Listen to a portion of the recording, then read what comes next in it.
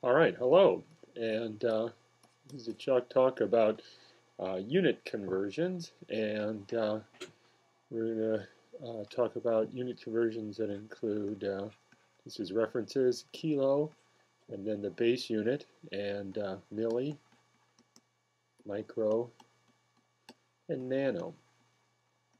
And the base unit could be meters, grams, liters. The conversions are the same irrespective of the base unit because we're focusing on these prefixes. That means that these problems will be solved the same way also for the unit molarity and also the unit moles per liter. And we'll talk about those, and later in the video I'll introduce those and describe those units. But to start out with, we focus on conversion of any of these as equivalent.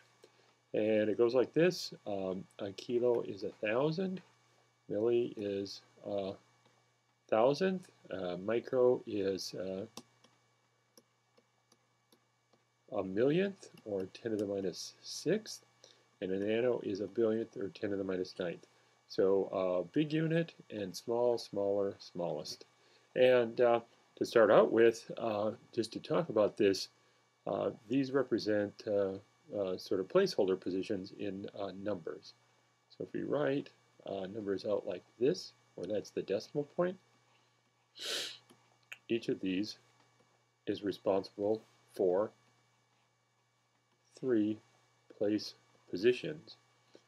So for example, you could have 1 gram, and you could have 990 grams, but when you get to 1,000 grams, you've got 1 kilo. So kilo starts here and goes up. So you could have 999 kilos. Same way down here. That's 1 millimeter, 1 micrometer, 1 nanometer. If we have 999 nanometers and we add just 1 more nanometer, we get to 1 micrometer, like that.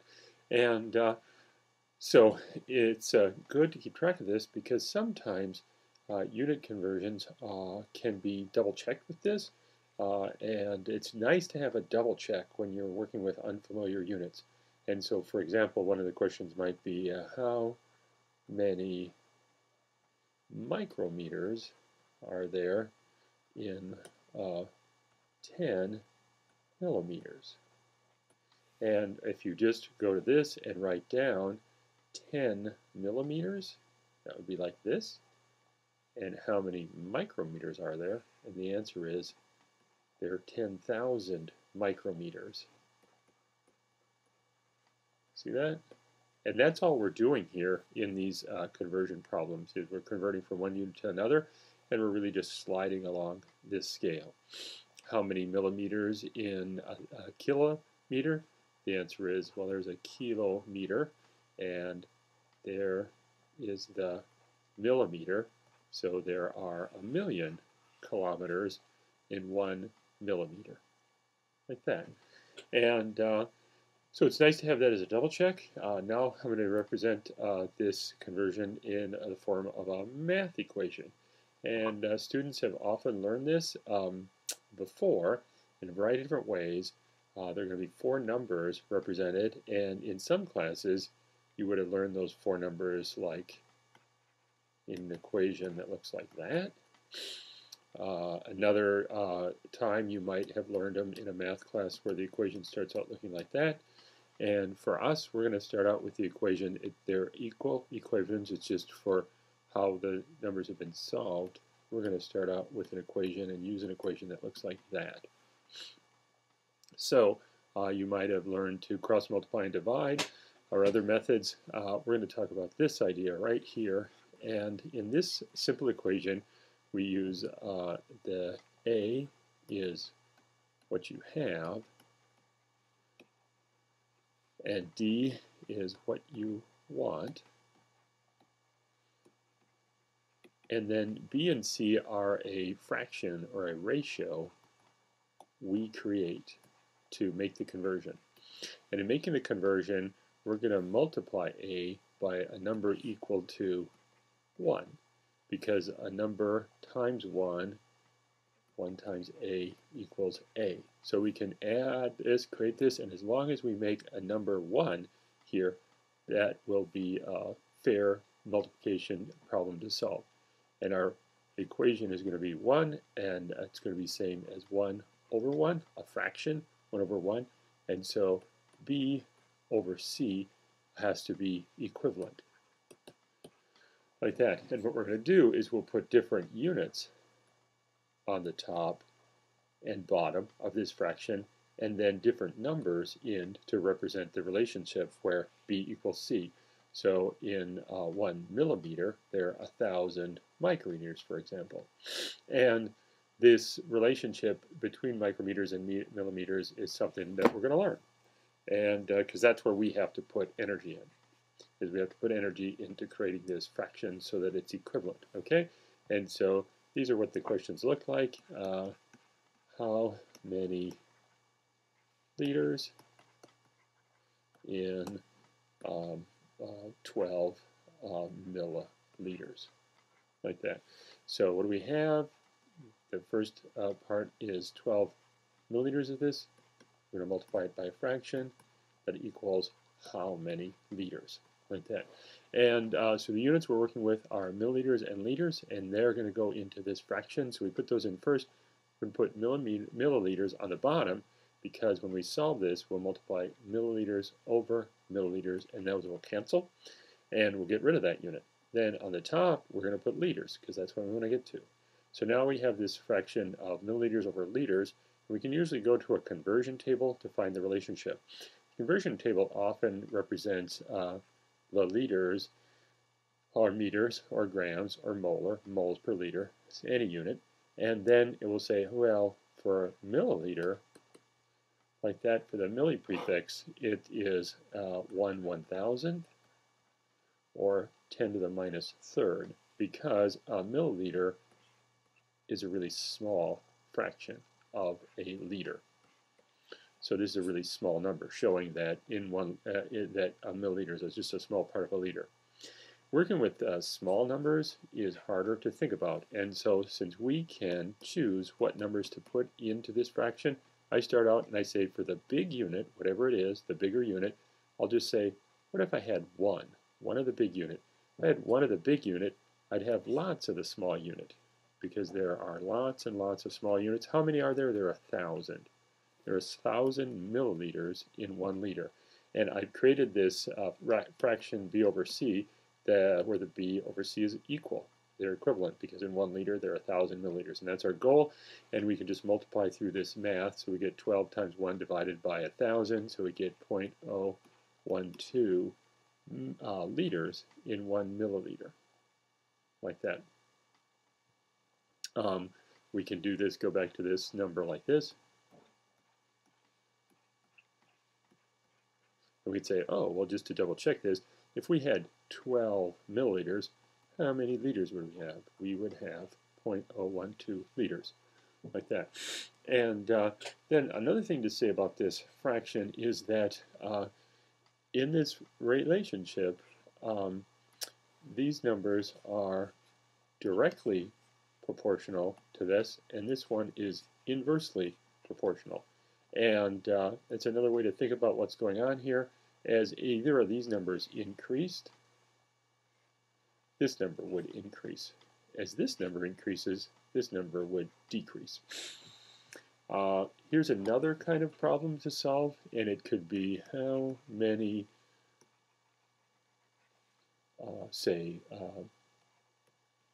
milligrams per milliliter are there in, say, 25 grams per liter, like that. Okay, so now we have to do 2 conversions, and the easiest way to do that is just to do them in 2 separate equations, just like we set up that equation, but we're going to do it twice. First, we'll change the grams to milligrams, and then we'll change the liters to milliliters. So if we write up this equation, we're going to start out with what we have, and we've got 25 grams per liter. And we put the liter in, but we're not going to fiddle with it.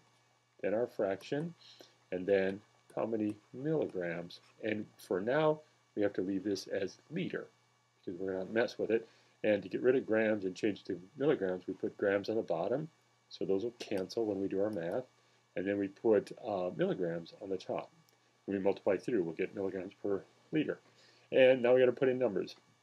Again, the big unit is grams. So what if we had 1 gram? How many milligrams in a gram? And we go to a unit conversion table, but it's pretty easy to memorize what these relationships are. It's 1,000 milligrams per gram. So when we multiply that through, we're going to have a final answer for this first step of 25,000 milligrams per liter. So put that down here. That's what we have now. And then we're going to multiply it through to get to our final how many milligrams per milliliter. So now we're going to fiddle with the liter. And in this case, the liter is on the bottom. So to get rid of it, we need to put liter on the top in their fraction. So that's a little bit different, just to notice that, but pretty clear why we do that. And we'll put milliliter, because that's what we want down here, on the bottom. So then big unit, liter, how many liters? 1. How many milliliters? 1,000. Like that. We multiply it through, and we get a final answer of 25 million milligrams per milliliter if we have 25 grams per liter. Just trying to checking and thinking about that answer. It's wrong because it should be a division. So instead of 25 million, it should be 25 milligrams per mil as our final answer. So let me just rewrite that. 25 milligrams per mil. Okay?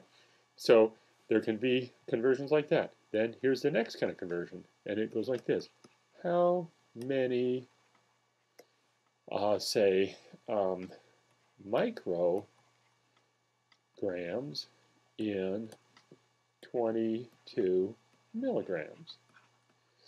And this is a challenging one too, because the unit conversion tables don't have that direct conversion. The unit conversion table will go from milligrams to grams and micrograms to grams, but not from milligrams to micrograms. And so to solve this kind of problem, we can do that most easily by setting up 2. And what we're going to do is we'll first go from milligrams to grams, and then we'll go from grams to micrograms. So in this first one, we've got 22 milligrams, and we're just going to make it to grams because our conversion table has grams to milligrams, and we can do that by putting milligrams down here and grams up here. 1 gram is 1,000 milligrams, and so for this one we've got 22,000 grams in 22 milligrams. And no, that's wrong. Sorry. Good check on math. We have 0.022 grams. And you know how I checked that? I looked at this in my head. So if we have this and we write down 22 milligrams, right? It's going to be a small number. So that's one thing we can get to is if you got 22 milligrams, it's going to be a small number. How small is it? It's 0.022 grams, like that. So that's a double check, and like I said, I did it in my head just to double check because I made a foolish math mistake. And so now we do the second step where we're going to go from 0.022 grams to micrograms. And that'll be our final answer in micrograms. And in this case, we want to get rid of grams, so now we put grams on the bottom, so they'll cancel. We do our math, and we put micrograms on the top. In the table, it says if you have 1 big unit of grams, there are 1,000,000 micrograms. And so when we do our final calculation, how many micrograms are there in 22 milligrams? Our answer is, let me write it up here a little bit, it's 22,000. And we can also get that right here if we want to. So see, we wrote 22 milligrams here. How many micrograms would that be? It would be 22,000 micrograms as a check. And so that's that math, and just going through that multiplication like that. Okay, next thing is we want to talk briefly in this video about molarity. And molarity is a unit of concentration, and it was created by chemists who were functioning like chefs. So the first thing is molarity is something that you should think of like a chef is working with. And a chef who's working in a kitchen needs to make these kind of unit conversions. They need to also scale recipes up and down. And molarity was created by chemists functioning in a lab like chefs. So they made kind of a shorthand, and the shorthand is they said, let's make a unit of concentration. And so concentration is numbers, in our case of molecules, per volume. And biologists are really interested in concentration because, for example, concentration is how often bacteria eat. So here's some bacteria in a glass, and it's not how much total sugar is in the glass, but how concentrated the sugar is. If we double the concentration of the sugar, the bacteria get to eat twice as often. Or that could be a hormone in your blood and a hormone receptor, double the concentration of the hormone, and the receptor is filled twice as often, and the response is doubled, kind of like that. And so concentration is a big deal, so molecules per volume, and the chef chemist said, let's make a shorthand. Let's call these molecules moles, and we'll work in moles per liter. And mole is a number, and it's very much equivalent to the idea that some people, maybe some chefs, decided to call 12 a dozen at some point. It's just a kind of an odd thing to think about. Like, you know, the number 11 doesn't have this extra name, but the number 12 has this extra name, doesn't. And moles is a big number, and that's because these molecules are usually at a surprisingly high number of them in a cup of water. And so moles, a mole, is equal to, in this same way, 6.02 times 10 to the 23rd. And people almost never talk about this number because they just use this word mole. So if you have 2 moles, you have 12.04 times 10 to the 23rd number. And so concentration, number of molecules per volume, is worked out at moles per liter. And molarity equals, big M equals moles per liter. Okay? And that's the definition of it. And we went that far into it just so we could get started on what it's about. But now let's back up and say, do one of these simple conversions. How many molar is 17 nanomolar, like that. And this is a conversion we don't need to understand what we just talked about, because this conversion is just about the prefix nano. And so if we start out and we say, okay, we've got 17 nanomolar, I'm going to make a ratio to get to how many molar that is. This is the same thing as we've been working with. Nano is just the prefix we're dealing with, and so we're going to put nanomolar at the bottom, molar on the top. We take the big unit molar, the small unit nano. There are a billion nano molar in 1 molar. And we go through the math, and we get a small number that's like 10 to the minus, or 1.7 times 10 to the minus 8th molar. So it turns out to be a really small number. The key thing is that this unit conversion is what I call this simple conversion that we've been dealing with. It doesn't matter whether it's meters, grams, liters, molar, or if we had moles per liter. So if we wanted to, we could say how many moles per liter are there in 17 nanomoles per liter. That would be fine. And it could be either one of those, and these all are solved the same by this simple conversion. And that's the first kind of type of molarity problem. Is, oh, it's just a simple conversion. We don't need to understand molarity to do the simple conversion. The second one is that we just need to know that molar is equal to moles per liter. So we just need to memorize that relationship. And sometimes we switch them and there's no math involved. So I'll give you an example of that. And and it would be a problem where you'd say how many molar is 23 moles per liter. Like that. That's a conversion question. We don't have to do any math. We can just rewrite it. 23 moles per liter, that's molar. And there would be 23 molar in 23 moles per liter. And so sometimes we just need to make that switch like that. Sometimes the problems are combined. Number 1 and number 2 can be combined. So sometimes we could be asked how many millimolar are there in 23 moles per liter. So the first thing we need to do is just remember this, so we can convert that 23 moles per liter to 23 molar, and then do a simple conversion like part 1 to convert from molar to millimolar. So those are the first 2 types of questions about molarity, and it's a simple conversion and then just this relationship. And sometimes they need to be combined, sometimes they need to be combined in part of a larger problem. But those are 2 simple types. And then the third type is where it's a different kind of question. It's a recipe question, and this is where the chemist chefs are involved. So we're working in a kitchen, a lab, and we're asked to do a problem like how would you prepare?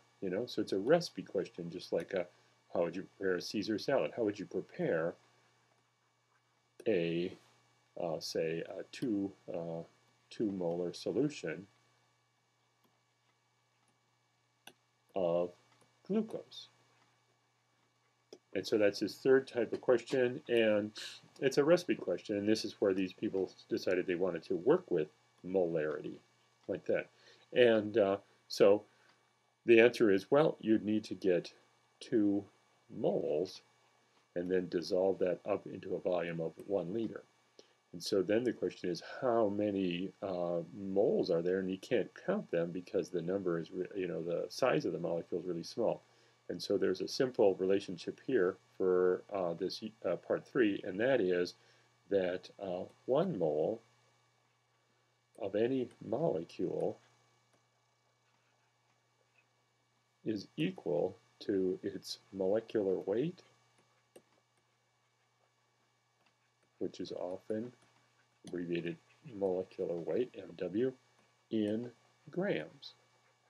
And for our intro bio course, we don't need to calculate that, but it's possible to calculate the molecular weight, and the molecular weight is based on the size of the molecule. And so, for example, when you're counting out, say, oranges and watermelon, you can count out 12 oranges and 12 watermelon easy enough. But if they were so small they were invisible, we'd probably have to weigh them.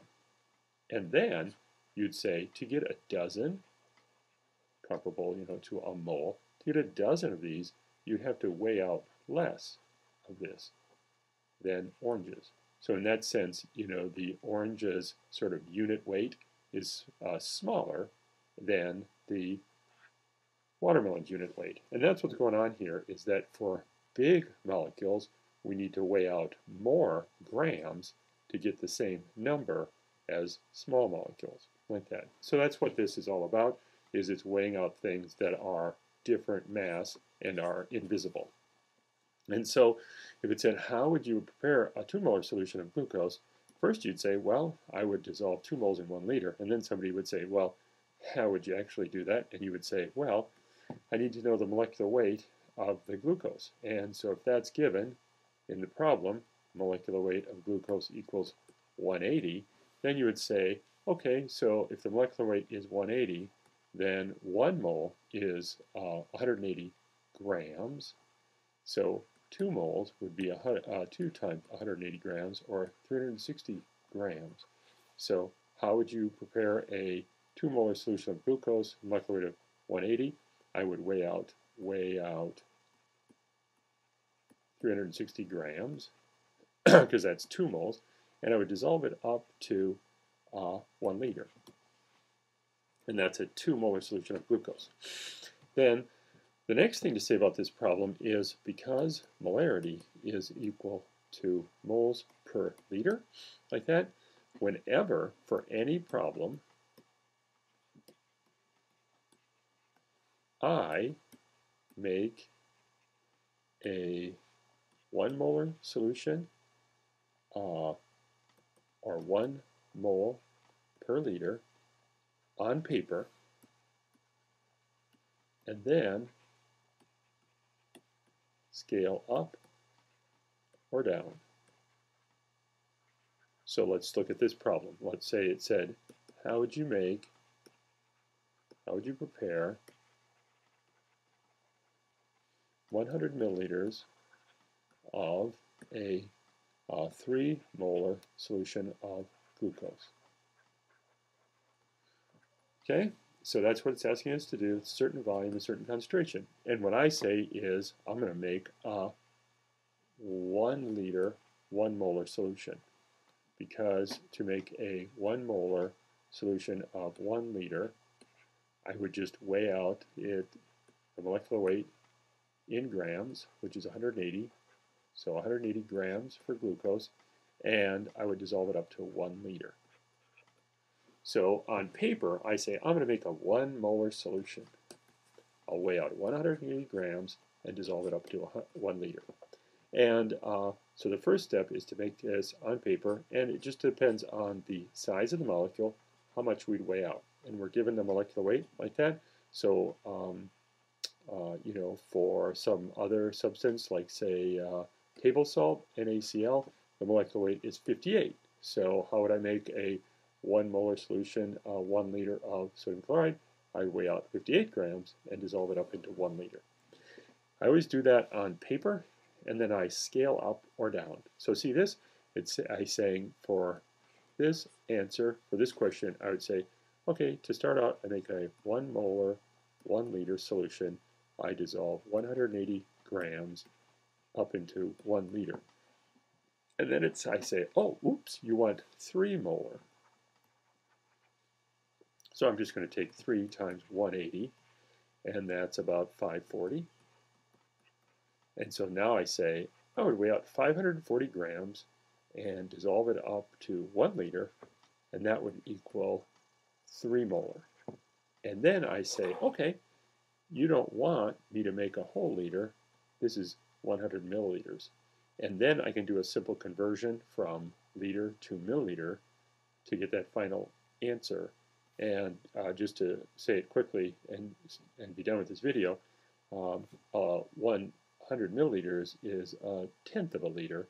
And so the final answer to this would be, how would you prepare this? I would take 54 grams of glucose and dissolve it up into a final volume of 100 milliliters. Final volume, total volume. And so that's how I solve any recipe question for molarity. This is a key, is just to say, oh, I'm going to make a 1 molar solution, 1 liter, and then I'll scale up or down. I'll scale the concentration up or down, and then I'll scale the volume up or down to make that final thing that I really want to make in the kitchen or in the lab. And that's it for now. For this. Thanks.